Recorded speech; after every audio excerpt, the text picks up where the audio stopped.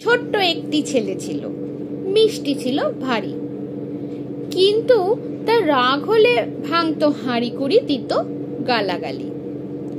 একদিন তার বাবা তাকে ডেকে বসায় পাশে, রাগ নিয়ন্ত্রণ করতে বলে, তারপর নিয়ে যায় বাগানে বেড়ার পাশে।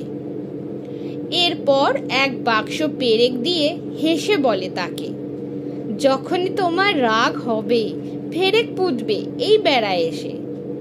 প্রথম দিন ছেলেটি বেড়ায় লাগায় প্রায় 37টি পেরেক। সপ্তাহখানেক পর পেরেক মারার সংখ্যা কমতে থাকে অনেক। ছেলেটি বুঝলো কাজ হবে তার কম যদি কমিয়ে ফেলে রাগ। বাকি সময়ে পেরেক না পুঁতে তার খেলার জন্য থাক।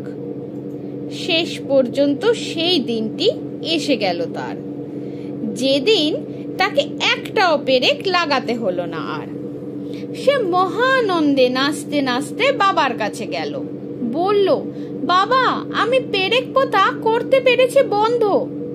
তখন ছেলেটির বাবা তাকে নিয়ে গেল ফের বাগানে, বলল, একটি করে পেরেক খুলবে যেদিন রাগ থাকবে নিয়ন্ত্রণে। এরপর চলে গেল বেশ কিছু মাস। বাবাকে সে বাগানে এনে দেখালো বেড়ায় পেরেক নেই, সে রাগের ওপর টেনেছে রাশ। বাবা বললেন, করেছো খুবই ভালো, রাগের ওপর নিয়ন্ত্রণ এনে আমার মুখ করেছো আলো। কিন্তু বাবা, একটা জিনিস লক্ষ্য তুমি করো, পেরেক মারতে গিয়ে বেড়ায় গর্ত হয়েছে বড়।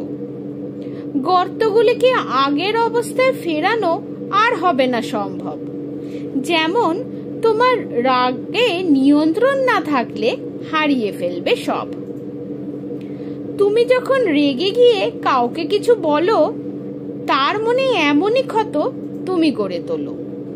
শারীরিক ক্ষতি হলে সারিয়ে তোলা যায়, তবে মানসিক ক্ষতি হলে বড়ই ভয়ঙ্কর হয়। নমস্কার।